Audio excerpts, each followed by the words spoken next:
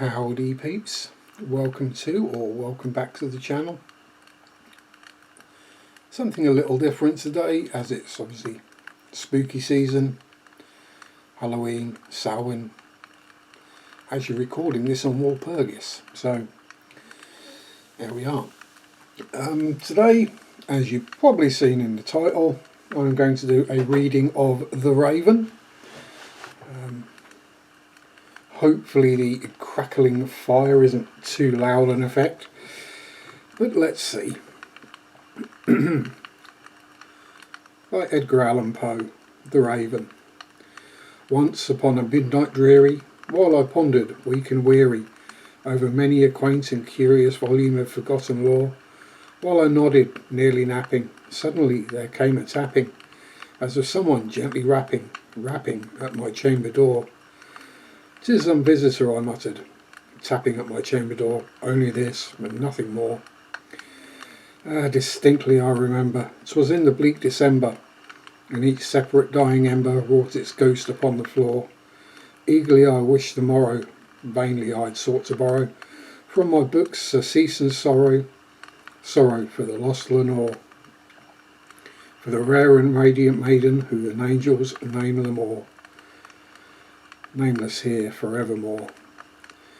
And the silken, sad, uncertain rustling of each purple curtain filled me with fantastic terrors never felt before, so that now, to still the beating of my heart, I stood repeating, "'Tis some visitor entreating entrance at my chamber door, some late visitor entreating entrance at my chamber door. This is and nothing more." Presently my soul grew stronger, hesitating then no longer. "Sir," said I, "or Madam, truly your forgiveness I implore. But the fact is I was napping, and so gently you came rapping, and so faintly you came tapping at my chamber door, that I scarce was sure I heard you. Here I opened wide the door. Darkness there, and nothing more." Deep into that darkness peering, long I stood there wondering, fearing, doubting, dreaming dreams no mortals ever dreamed before. But the silence was unbroken, and the stillness gave no token, and the only word there spoken was the whispered word, "Lenore." This I whispered, and an echo murmured back the word, "Lenore." Merely this, and nothing more. Back into the chamber turning, all my soul within me burning, soon I heard a tapping somewhat louder than before. "Surely," said I, "that is something at my window lattice. Let me see then what thereat is, and this mystery explore. Let my heart be still a moment, and this mystery explore. 'Tis the wind, nothing more." Open here I flung the shutter, when with many a flirt and flutter in there stepped a stately raven of the saintly days of yore. Not the least obeisance made he, nor a minute stopped or stayed he, but with mien of lord or lady perched above my chamber door, perched upon a bust of Pallas just above my chamber door, perched and sat, and nothing more. Then this ebony bird beguiling my sad fancy into smiling, by the grave and stern decorum of the countenance it wore. "Though thou crest be shorn and shaven, thou," I said, "art sure no craven, grim and ghastly raven, wandering from the nightly shore. Tell me what thy lordly name is on the night's Plutonian shore." Quoth the raven, "Nevermore." Much I marvelled this ungainly fowl to hear discourse so plainly, though its answer little meaning, little relevancy bore. For we cannot help agreeing that no living human being ever yet was blessed with seeing bird above his chamber door, bird or beast upon the sculptured bust above his chamber door, with such name as Nevermore. But the raven, sitting lonely on the placid bust, spoke only that one word, as if his soul in that one word he did outpour. Nothing further then he uttered, not a feather then he fluttered, till I scarcely more than muttered, "Other friends have flown before. On the morrow he will leave me, as my hopes have flown before me." Then the bird said, "Nevermore." Started at the stillness broken by reply so aptly spoken.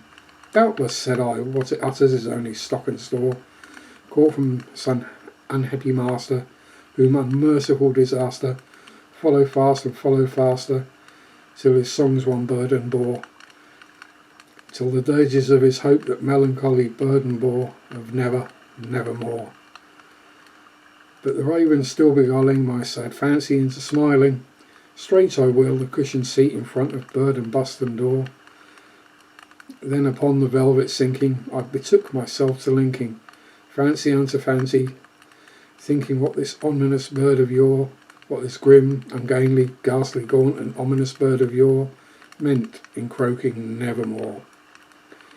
Then I sat engaged in guessing, but no syllable expressing, to the fowl whose fiery eyes now burned into my bosom's core. This and more I sat divining, with my head at ease reclining on the cushion's velvet lining that the lamplight gloated o'er, but whose velvet lining with the lamplight gloating o'er shall press nevermore. Then methought the air grew denser, perfumed from an unseen censer, swung by seraphim whose footfalls tinkled on the tufted floor. Wretch, I cried, though God hath lent thee, by these angels he hath sent thee, respite and nepenthe from thy memories of Lenore. Quaff, oh quaff this kind nepenthe, and forget this lost Lenore. Quoth the raven, nevermore. Prophet, said I, thing of evil, prophet still, if bird or devil, whether tempter sent or whether tempest toss thee here ashore, desolate yet all undaunted, on this desert land enchanted, on this home by horror haunted, tell me truly, I implore, is there balm in Gilead? Tell me, I implore. Quoth the raven, nevermore. Prophet, said I, thing of evil, prophet still if bird or devil, by that heaven that bends above us, by that God we both adore, tell this soul with sorrow laden, if within the distant Aidenn it shall clasp a sainted maiden who the angels name Lenore, clasp a rare and radiant maiden who the angels name Lenore.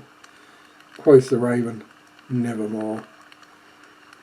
Be that word in sign our parting, bird or friend, I shrieked upstarting, get thee back into the tempest and the night's Plutonian shore. Leave no black plume as a token of that lie thy soul hath spoken. Leave my loneliness unbroken, quit the bust above my door. Take the beak from out my heart and take thy form from off my door.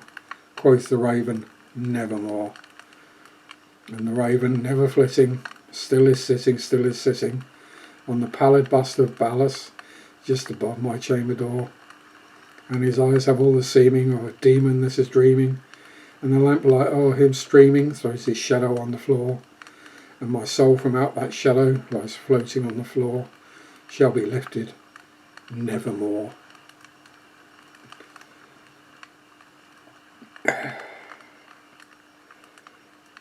Well, hopefully you made it this far. I'm not known for my reading voice, so apologies if that was absolutely awful, but there we go. A couple of mistakes, but yes, Edgar Allan Poe, technically I think 19th century poet and author, forefather of many a genre. It's argued whether he invented the whole sort of existential horror theme, which is that and lost love, which is what The Raven is about. He definitely invented the whole detective story kind of genre, with The Murder at the Rue Morgue, an excellent read if I may say so, from which literally every other detective novel, movie has been, well, it's a mirror image basically, from Holmes to Marple to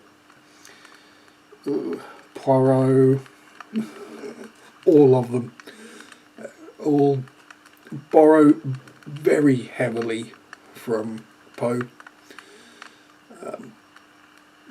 I was unsure what I was going to do for this video for Halloween. And then I watched an excellent documentary on the PBS Masters channel here on YouTube about Edgar A. Poe. In life he didn't like using the Allan because that was the surname of his fostered family who, well, let's face it, yeah, Fosters, I know. Anyway, thank you very much for watching and listening to me waffle and rumble and all that guff. If you liked what you've heard, it's not common on the channel. There's one or two other readings as well. But don't forget to leave like, comment, subscribe. That would be awesome. But other than that, have a spooky Halloween. Stay safe. Have fun. Peace out. Rock on. Bye bye.